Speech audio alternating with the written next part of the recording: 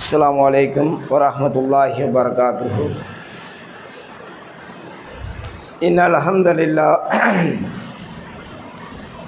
நஹ்மதுஹு வ நஸ்தஈனுஹு வ நஸ்தக்ஃபிருஹு வ நஊது பில்லாஹி மின் ஷுரூரி அன்ஃபுஸினா வ மின் ஸய்யிஆத்தி அமாலினா மை யஹ்திஹில்லாஹு ஃபலா முதில்ல லஹு வ மை யுضللஹு ஃபலா ஹாதிய லஹு.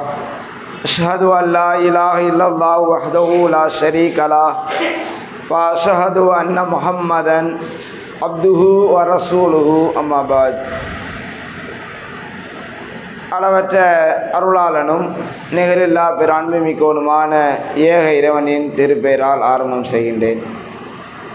அன்புக்குரிய அல்லாஹுவின் நல்லடியார்களே, புனித மிகுந்த ரமதான் மாதத்திலே லொஹர் தொழுகைக்கு பிறகு தொடராக பல்வேறு தலைப்புகளில் மார்க்க அறிவுரைகளை நாம் பார்த்து வருகின்றோம். அந்த தொடரிலே நபிகளார் கூறிய படிப்பினை தரக்கூடிய ஓமைகள் என்ற தலைப்பிலே தொடராக நாம் பல்வேறு செய்திகளை அறிந்து வருகின்றோம். அந்த தொடரிலே இன்றைய தினம் தொழுகையினுடைய நன்மைகளை குறித்து நபிகளார் கூறிய ஒரு அற்புதமான படிப்பினை தரக்கூடிய ஓமையை அறிந்து கொள்ள இருக்கின்றோம்.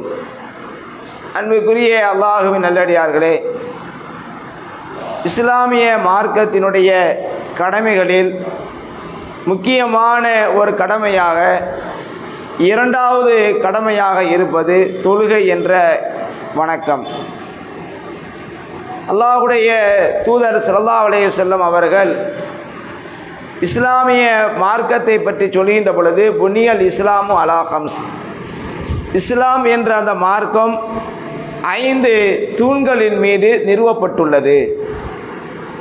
அதிலே முதல் தூணாக ஷஹாதத் கலிமா, வணங்குவதற்கு தகுதியானவன் அல்லாஹ்வை தவிர வேறு யாரும் இல்லை, முகமது நபி அல்லாஹ்வினுடைய தூதர் என்ற அந்த வார்த்தைகளை, அந்த கொள்கையை உள்ளத்தால் ஏற்று நாவால் மொழிவது, இது முதல் கடமையாக இருக்கிறது.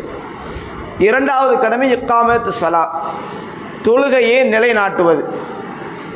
இப்படி நபி ஸல்லல்லாஹு அலைஹி வஸல்லம் அவர்கள் இஸ்லாம் என்ற அந்த மார்க்கம் 5 தூண்கள் மீது நிறுவப்பட்டிருக்கிறது. அதில் முதல் கடமை கலிமா, இரண்டாவது கடமை தொழுகை, மூன்றாவது நோன்பு, ஜக்காத்து, ஹஜ்ஜி என்று ரசூலுல்லாஹ் சொல்கிறாங்க. அப்போ மிக முக்கியமான ஒரு கடமையாக தொழுகை என்பது இருக்கிறது. திருக்குர்ஆனில் அதிகம் வலியுறுத்தப்பட்ட கடமையாகவும் தொழுகையை நாம் பார்க்கின்றோம். அல்லாஹு தஆலா மற்ற கடமைகளை எல்லாம் ஒரு சில இடங்களில் தான் அல்லாஹ் சொல்கின்றான். இப்போ நோன்பை பற்றி நாம் பார்க்கின்ற வேண்டும் என்றால் ஒரு 2 வசனம் 3 வசனத்தில் அல்லாஹு தஆலா நோன்பை பற்றினுடைய செய்தி சொல்கின்றான். அதே போன்று ஹஜ்ஜி தொடர்பான அந்த வணக்கத்தை பற்றி நாம் குர்ஆனில் பார்க்கின்ற பொழுது சில வசனங்களில் அல்லாஹ் குறிப்பிடுகின்றான். ஆனால் 2 வணக்கத்தை தான் திருக்குர்ஆனில் அதிகமான இடத்தில் அல்லாஹ் சொல்கின்றான். ஒன்று தொழுகை, 5 நேர தொழுகை நிலைநாட்டுவது, இன்னொன்று ஜக்காத் என்ற கடமை நிறைவேற்றுவது. ஏன்னா இந்த 2 இடம் தான் பெரும்பாலான மக்கள் பின்தங்கிய நிலையில் இருக்கிறாங்க. ஒன்று தொழுகை விஷயத்தில் பேணுதல் இல்லாமல் இருக்கிறாங்க, பேரளவில் முஸ்லீமாக வாழ்கிறாங்க, பேரளவில் முஸ்லீமாக வாழ்ந்து கொண்டிருக்கின்றார்களே தவிர தொழுகை என்ற அந்த கடமையை கடைபிடித்து அதில் பேணுதல் உள்ளவர்களாக, தொழுகையாளிகளாக ஒவ்வொரு முஸ்லீமும் இருக்கிறார்களா என்றால் கிடையாது. அது ஆணாக இருந்தாலும் சரி, பெண்ணாக இருந்தாலும் சரி, ஏதோ விரல் விட்டு எண்ணக்கூடிய சில பேர் மட்டும்தான் தொழுகையாளிகளாக இருக்கிறார்கள். அப்போ நாம் அந்த தொழுகை என்ற கடமை என்பது இஸ்லாத்தில் மிக முக்கியமான ஒரு கடமை.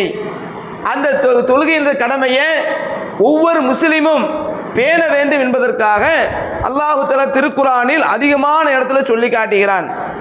அது மட்டும் இல்லாமல் ஒருவர் இந்த மார்க்கத்தை ஏற்றுவிட்டார் என்றால் அவர் அடுத்து செய்ய வேண்டிய முக்கியமான வணக்கம் தொழுகை தான். மற்ற கடமைகள் எல்லாம் அதுக்கு பிறகு தான். நோன்பு, ஜக்காத்து, ஹஜ்ஜி இதெல்லாம் மற்ற வணக்கங்கள் எல்லாம் அதற்கு பிறகு தான்.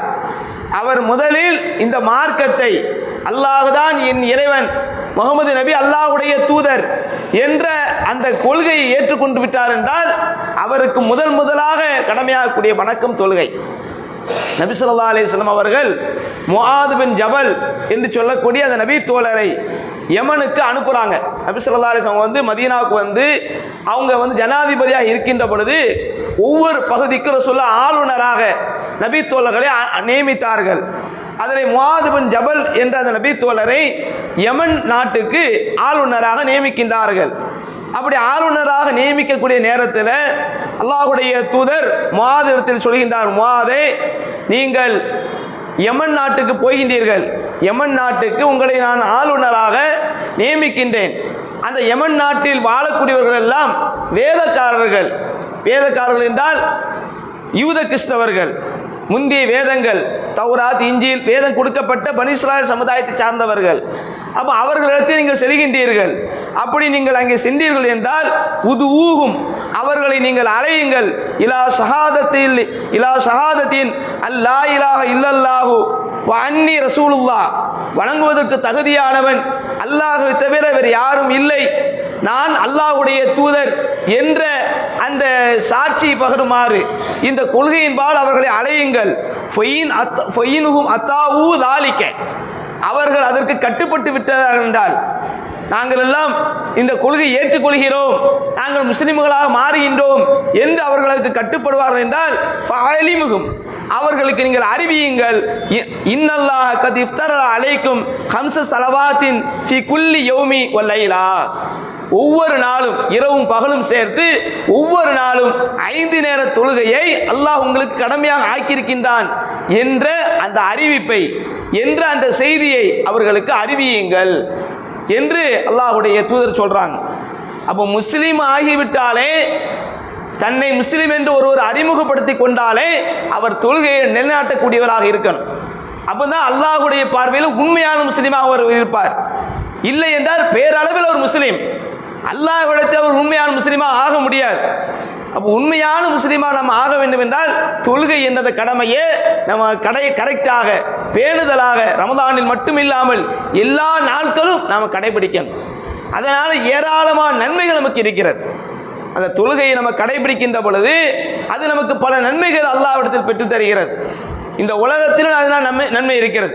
எந்த அளவுக்கு நாம் வந்து நம்முடைய உள்ளத்தை அல்லாஹ் தஆலா பாவம் செய்யக்கூடிய சிந்தனையில் அல்லாஹ் வைத்திருக்கிறான். ஷைத்தான் நம்மை வழிகெடுக்கக்கூடியவனாக இருக்கின்றான். பாவத்தின்பால் நம்மை தள்ளக்கூடியவனாக, பாவத்தை தூண்டக்கூடியவனாக இருக்கின்றான். மானக்கேடான காரியத்தை, அருவருப்பான காரியத்தை செய்ய தூண்டக்கூடியவனாக இருக்கின்றான். அப்போ அதிலிருந்து நாம் பாதுகாப்பு பெற வேண்டும். அதற்கு ஒரு கேடயமாக தான் இந்த தொழுகை என்பது இருக்கிறது. அல்லாஹ் தொழுகையை பற்றி சொல்கின்ற பொழுது அக்மி ஸலா, தொழுகையை நீங்கள் நிலைநாட்டுங்கள். அப்படி நிலைநாட்டீர்கள் என்றால் இன்ன ஸலாத்த தன்ஹா அனில் ஃபஹ்ஷாய் வல் முன்கர், அந்த தொழுகை உங்களை மானக்கேடான காரியத்தை விட்டும் பாவமான காரியத்தை விட்டும் உங்களை தடுத்து நிறுத்தும்.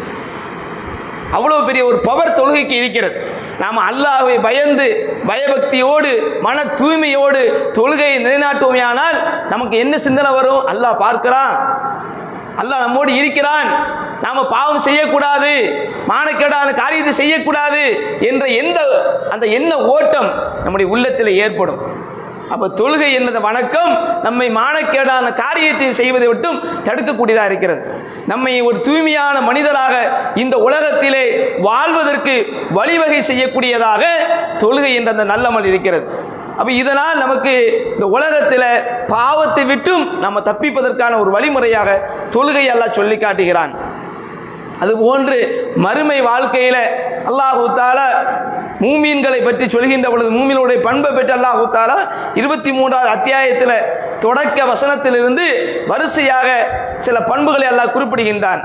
அப்படி குறிப்பிடுகின்ற பொழுது அதையெல்லாம் அல்லாஹ் தொழுகையை பற்றி அல்லாஹ் சொல்கின்றான். அல்லதீனஹும் அலா ஸலாத்திஹிம் யஹாஃபிதூன், அவர்கள் தங்களுடைய தொழுகையில் பேணுதல் உள்ளவர்களாக இருப்பார்கள். இது அல்லாஹ் சொல்லிட்டு கடைசி அல்லாஹ் முடிக்கின்ற பொழுது அல்லதீன யர்ஸூனல் ஃபிர்தௌஸ், இவர்கள் தான் ஃபிர்தௌஸ் என்ற அந்த சொர்க்கத்திற்கு உரிமையாளர்கள், வாரிசுதாரர்கள். நாளை மறுமையில் அல்லாஹ் தஆலா சுவனத்தை பல படித்தரங்கள் கொண்டதாக வைத்திருக்கிறான். நல்லடியார்களுக்கு வழங்க இருக்கக்கூடிய அந்த சுவனம் என்ற அந்த பரிசை பல படித்தரங்கள் கொண்டதாக, ஒரே தன்மையில் இல்லாமல் இந்த உலகத்தில் எப்படி நாம் செல்வத்தில் ஒரே வகையில் இல்லாமல் ஒவ்வொருத்தரும் ஒவ்வொரு வகையில் அல்லாஹ் ஏற்றத்தாழோடு வைத்திருக்கிறானோ, சில பேர் செல்வத்தில் மிக உயர்ந்த அளவில் இருப்பாங்க, அவர்கள் அனுபவிக்கக்கூடிய சொகுசு, அவர்கள் அனுபவிக்கக்கூடிய இன்பம் என்பது ஒரே தரத்தில் கிடையாது. அதுபோன்று மறுமை வாழ்க்கையிலும் நல்லடியார்களுக்கு அல்லாஹ் வழங்க இருக்கக்கூடிய அந்த சோனம் என்ற பரிசையும் அல்லாஹ் ஒரே தரத்தில் வைக்கல. அவர்கள் இந்த உலகத்தில் செய்த நல்லமல்களுக்கு தக்க பல படித்தரங்களை கொண்டதாக வைத்திருக்கிறான். அதில் உயர்ந்த படித்தரம் ஜன்னத்துல் ஃபிர்தௌஸ் என்று சொல்லக்கூடிய ஒரு சொர்க்கம். அதுதான் சொர்க்கத்திலேயே உயர்ந்த படித்தரம் கொண்டது. அந்த படித்தரத்தை அல்லாஹ் யாருக்கு வாரிசாக்கி கொடுக்கின்றான், யாருக்கு அல்லாஹ் உரிமையாக்கி கொடுக்கின்றான்? யார் தொழுகையில் பேணுதலுள்ளவராக இருக்கின்றார்களோ அவர்களுக்கு அல்லாஹ் தஆலா அந்த ஃபிர்தௌஸ் என்ற சொர்க்கத்தை உரிமையாக்கி கொடுக்கின்றான். அப்போ நாம் அந்த எந்த அளவுக்கு நம்ம தொழுகையில் பேணுதல் உள்ளவராக இருக்கணும், தொழுகையை நம்ம சரிவர கரெக்டான முறை தொழக்கூடியவராக இருக்க வேண்டும். அப்போ இந்த தொழுகையை தொழுவதன் மூலமாக எவ்வளவு பெரிய நன்மை இருக்கிறது என்பதற்கு அல்லாஹ்வுடைய தூதர் ஸல்லல்லாஹு அலைஹி வஸல்லம் அவர்கள் ஒரு அழகான ஒரு ஊமையை நமக்கு சொல்கின்றார்கள். அந்த ஊமை தரக்கூடிய பாடத்தை நம்ம பார்க்க வேண்டும். நபி அவர்கள் ஒரு நாள் தன்னுடைய தோழர்களும் சூழ்ந்திருக்கின்ற பொழுது தன்னுடைய சஹாபாக்களிடத்திலே தன்னுடைய தோழர்களிடத்தில் ரசூலுல்லாஹ் கேட்குறாங்க, அரஐத்தும் லவ் அன்ன நஹர பிபாபி அஹதிக்கும், உங்களில் ஒருவருடைய வீட்டு வாசலில், ஒரு வீட்டு வாசலில் ஒரு ஆறு என்ன செய்து கொண்டிருக்கிறது, ஓடிக்கொண்டிருக்கிறது. வீட்டு வாசலில் ஆறு ஓடுது. அப்படி ஆறு தண்ணீருக்கு பஞ்சம் கிடையாது, கதவை திறந்தா ஆறு. அப்போ அந்த ஆற்றிலே அவர் என்ன செய்கிறார், யக்தஸிலு மின்ஹு குல்ல யௌமின் ஹம்சு மர்ராத், ஒரு நாளைக்கு 5 தடவை குளிக்கிறார். காலையில் ஒரு தடவை, மதியம் ஒரு தடவை, சாயங்காலம் ஒரு தடவை, நைட்டு 2 தடவை, இப்படி என்ன செய்கிறாரு, 5 தடவை அவர் அந்த ஆற்றில் இறங்கி குளிக்கின்றார். அப்படி குளிப்பார் என்றால் ஹல் யபுகா மின் தரணி, அவருடைய உடலிலே அழுக்கு இருக்குமா? ரசூலுல்லாஹ் சஹாபாக்கிட்ட கேட்குறாங்க. இது ஒரு உதாரணம். நபி அவர்கள் அந்த அழகான ஒரு ஊமையை சொல்லி அல்லாஹ்வுடைய தூதத்தினுடைய தோழர்கள் கேட்குறாங்க, உங்களுடைய வீட்டு வாசல்ல ஆறு ஓடுகிறது, அந்த ஆற்றிலே உங்களில் ஒருவர் 5 நேரம் ஒரு நாளைக்கு குளிக்கின்றார். அப்படி குளிப்பார் என்றால் அவருடைய உடலிலே அழுக்கு ஏதாவது இருக்குமா? அப்போ சஹாபாக்கள் சொல்கின்றார்கள், லா யபுகா மின் தரணிஹி ஷைஉன், அல்லாஹ்வுடைய தூதரே எந்த ஒரு அழுக்கும் இருக்காது. குறைஞ்சபட்சம் நம்ம ஒரு நாளைக்கு 2 தடவை குளித்தாலே நம்ம உடம்புல அந்த துர்வாடை வீசாது, வேர்வை நாத்தம் இருக்காது. காலையில் ஒரு டைம் குளிக்கிறோம், சாயங்காலம் ஒரு டைம் நல்ல சோப் போட்டு குளிக்கிறோம். குளித்தா நம்ம உடம்புல அந்த வேர்வை நாற்றம் இருக்குமா, துர்வாடை இருக்குமா? ஓரளவுக்கு நம்ம உடம்பு தூய்மையாக இருக்கும். அதே கட்டத்து 5 நேரம் குளிக்கிறோம், இருக்குமா? எந்த ஒரு ஆடையும் எந்த ஒரு அழுக்கும் இருக்காது, சுத்தமாக இருப்பார். அப்போ ரசூலுல்லாஹ் சொல்கிறாங்க, சஹாபாக்கள் அவருடைய உடலிலே எந்த ஒரு அழுக்கும் இருக்காது என்று நபி தோழர்கள் சொல்கின்றார்கள். அப்படி சொன்ன உடனே நபி அவர்கள் அடுத்து சொல்றாங்க, ஃபதாலிக மஸ்லு ஸலவாத்தில் ஹம்ஸ், இப்படிதான் 5 நேர தொழுகையினுடைய நிலை. எப்படி ஒருவர் ஆற்றிலே இறங்கி 5 தடவை குளித்தால் அவருடைய உடலில் அழுக்கு இருக்காதோ, அது போன்றுதான் 5 நேர தொழுகையினுடைய நிலை. எம்ஹுல்லாஹு பிஹின்னல் ஹத்தாயா, அந்த தொழுகை அவர் நிலைநாட்டுவதன் மூலமாக, நிறைவேற்றுவதன் மூலமாக அவருடைய தவறுகளை எல்லாம் அல்லாஹ் அழித்து விடுகின்றான். எப்படி குளிப்பதன் மூலமாக உடம்பில் உள்ள அழுக்கு அழிந்து விடுகிறதோ, உடம்பில் உள்ள வேர்வை நாற்றம் அழிந்து விடுகிறதோ, அது போன்று 5 நேர தொழுகை ஒருவர் நிலைநாட்டுவார் என்றால் அவருடைய பாவங்கள் எல்லாம் அழிந்து விடுகிறது. சாதாரண ஒரு விஷயம் இல்லை. இந்த பாவ மன்னிப்புன்னு சொல்றது மறுமையில் அல்லாஹ் தரக்கூடிய மிகப்பெரிய ஒரு பாக்கியம். ஏனென்றால் நாம் இந்த உலகத்தில் வாழ்கிறோம், நாம் என்னதான் நன்மை செஞ்சால் நம்ம வாழ்க்கையில் பாவம் இல்லாமல் இருக்குதா? யாராக இருந்தாலும் சரி, அவர் எவ்வளோ பெரிய அறிவாளியாக, எவ்வளோ பெரிய மார்க்க பிடிப்புள்ளவராக, வணக்க வழிபாட்டில் ஈடுபடக்கூடியவராக இருந்தாலும் எல்லாருடைய வாழ்க்கையிலும் ஏதாவது ஒரு வகையில் நம்ம வாழ்க்கையில் பாவங்கள் ஏற்பட்டு கொண்டே இருக்கின்றது. இறைவன் தடுத்த, இறைவன் விரும்பாத சில காரியங்களை நம்மை அறிந்தோ அறியாமலோ மன இச்சையின் கட்டுப்பட்டு ஷைத்தானுடைய தூண்டுதலின் காரணத்தினால் பாவத்தில் அவ்வப்போது ஈடுபட்டு கொண்டிருக்கின்றோம். அந்த பாவங்களோடு நாளை மறுமையில் இறைவனை சந்திக்கின்ற பொழுது நிச்சயம் இறைவனுடைய கோப பார்வையை யார் பாவங்களோடு இறைவனை சந்திக்கிறாரோ அவர்களுக்கு ஏற்படும். அப்போ அவனுடைய கோப பார்வை விட்டு நம்ம தப்பித்தால்தான் மறுமையில் வெற்றி பெற முடியும். அப்போ இறைவன் நம்முடைய பாவங்களை எல்லாம் மன்னிக்கணும். இந்த உலகத்தில் பாருங்க, இந்த மார்க்கத்தை பற்றி அறியாதவர்கள், இந்த மார்க்கத்தை ஏற்றுக்கொள்ளாதவர்கள் தன்னுடைய பாவங்கள் எல்லாம் கரையணும், இன்னைக்கு கங்கை நீரை புனித நீராக ஆக்கி வைத்திருக்கின்றார்கள். அந்த கங்கை நீரில் போய் குடிச்சாச்சுன்னா பாவம் எல்லாம் போயிடும். ஏன்? பாவம் இல்லாமல் இருக்கு, அவன் தான் புண்ணியவன். இருக்கின்றதா இல்லையா? இன்னைக்கு பல மூடத்தனமான காரியங்களை சிலர்கள் செய்கிறார்கள் என்றால் அதற்கு அடிப்படையாகும் இந்த பாவத்திலிருந்து நீங்கணும், பாவக்கரை நீங்க வேண்டும் என்ற ஒரு காரணத்தை வைத்துக்கொண்டு அந்த பாவம் மன்னிப்புன்னு சொல்றது சாதாரண விஷயம் இல்லை. ரசூலுல்லாஹ்ட்ட சில நபி தோழர்கள் நாங்கள் இஸ்லாத்தை ஏற்றுக்கொள்கிறோம், ஆனால் எங்களுக்கு ஒரு ஒப்பந்தத்தை செய்து தர வேண்டும். ரசூலுல்லாஹ்ட்ட கோரிக்கை வைக்கிறாங்க, நாங்கள் இஸ்லாத்தை ஏற்றுக்கொள்கிறோம், ஆனால் ஒரு ஒப்பந்தம். என்ன ஒப்பந்தம்? நாங்கள் இந்த இஸ்லாத்தை ஏற்றுக்கொண்டால் இதற்கு முன்னால் நாங்கள் செய்த பாவங்கள் எல்லாம் மன்னிப்பான இறைவன், அது மன்னிக்கப்படுமா?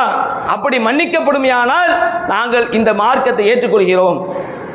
ரசூலுல்லாஹ்ட்ட கேட்குறாங்க. அப்போ அல்லாஹ்வுடைய தூதர், அப்படியா? நிச்சயம் அல்லாஹ் உங்களுடைய பாவத்தை எல்லாம் மன்னிப்பான். இந்த இஸ்லாம் என்பது அதற்கு முந்தைய அனைத்து பாவங்களும் இல்லாமல் ஆக்கிவிடும். இப்போ பாவம் மன்னிப்பை பெறுவதற்காக அந்த தோழர்கள் இந்த மார்க்கத்துக்கு பல தியாகங்கள் செய்திருக்கிறாங்க. அதையெல்லாம் நம்ம ஹதீஸ்களில் நிறைய செய்திகளை பார்க்கலாம். பாவம் மன்னிப்புன்னு சொல்றது மிகப்பெரிய ஒரு பாக்கியம். அந்த பாக்கியத்தை அல்லாஹ் தஆலா தொழுகையை நிலைநாட்டக்கூடியவர்களுக்கு வழங்குகிறான்.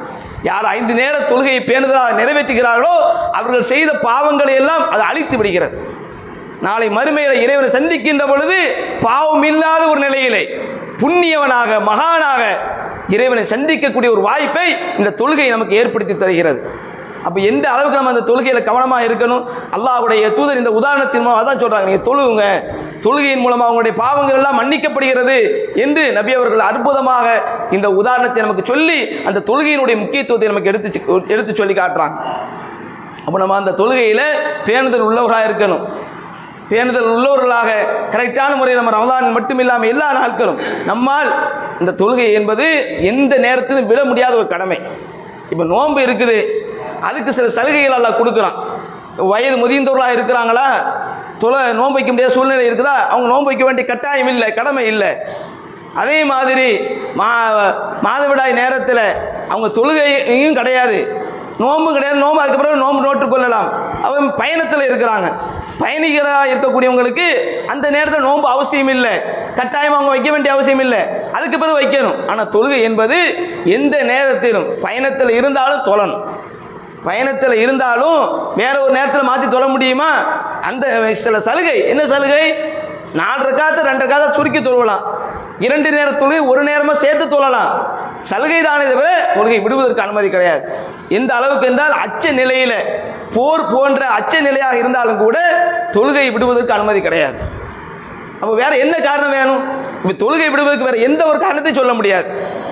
மிகப்பெரிய ஒரு சோதனையான கட்டம், போர் பிரகடனம், அச்ச நிலையாக இருக்கிறது.